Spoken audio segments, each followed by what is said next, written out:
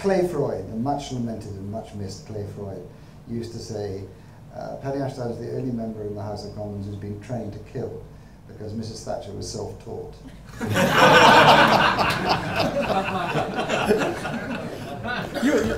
You were rather frightened of her, weren't you? I was frightened, but I tell you what, I'd rather go on any operation in special forces, in any circumstance, in any position in the world, than have to do what I had to do from 1988 onwards, which was stand up once, in my case, once a week, in Prime Minister's Question Time, and be handbagged in front of the television cameras of the nation by Mrs. Thatcher. It was a deeply frightening experience. And yeah, come on, I was a new MP. I'd been in the House for 4 years when I became leader of the party. And Mrs. Thatcher was Mrs. Thatcher. Of course you were in awe of her. Can you turn that off? I mean, the one thing I remember, she had great legs. She had really good legs. And I can see Tom McNally almost being sick. So sitting opposite her in the House of Commons, I wasn't sure. Well, it was an interesting experience. Very frightening. They followed you right around the room too. They were quite aggressive legs. It sounds as if you rather welcomed that.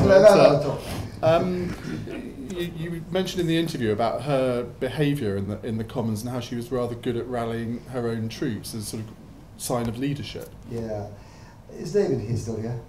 David Steele? No, he's gone to the theatre. I'm a real Steele admirer, and it comes out in the book. I think he was a remarkable party leader. I mean, it seems to me that as a party leader, you can have, there are the position takers and the positioners. I'm a position taker. Owen was a position taker. David's great skill in the party was to always be able to position us between the prevailing forces in a position, even with a very small force, that really mattered. And he progressed the party, a skill which is not given to me at all. Thatcher, by the way, was a position taker. But she had all the skills that young second lieutenants are taught. I'm not being disparaging here, that young second lieutenants are taught at Sandhurst. You know, we'd be there dead of night. The year would be in the 1983 Parliament.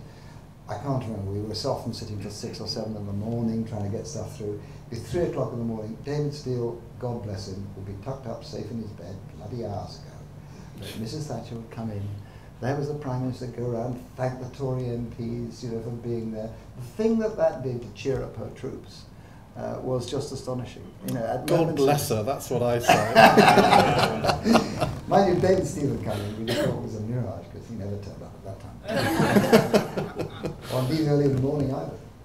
So what on earth possessed you to stand for the leadership in 1988? What do you think? Ego. Yeah. Ambition, ego. I can do that job. I mean, the truth is that when I got elected, I thought by the way, I think the best chapter in the book is the winning of Yeovil. I mean, that was 8 years, one of the longest chapters of the book, how we actually went through the process of winning a seat which had been Tory for 70 years. Sue Miller was there. She was part of all of that, with the aid of a decrepit old printing machine and a great deal of my homemade wine. There were many Liberals, let me tell you, Liberal Democrats in senior positions in Somerset and some in Parliament who have been enticed into liberalism with the aid of my apple wine. Deadly stuff. What was the question? That's right. So my first ambition was just to be an MP, but when I became an MP and looked around, then your ambition grows. And you know, when it was clear to me that David wasn't going to stand again, I thought I'll not go at that. And with the help of some friends, including people like Chris Renard at the back. It didn't really work, first of all, did it? It didn't work. In fact, nothing worked. The day I was elected leader of the Liberal Democrats, we weren't even called the Liberal Democrats then, we were called the Salads. About an hour before my great victory was pronounced from the steps of Carley Street, the Inland Revenue turned up to shut the place down because we hadn't paid any of the bills of the national insurance on our staff. The party was a disaster. It was collapsing.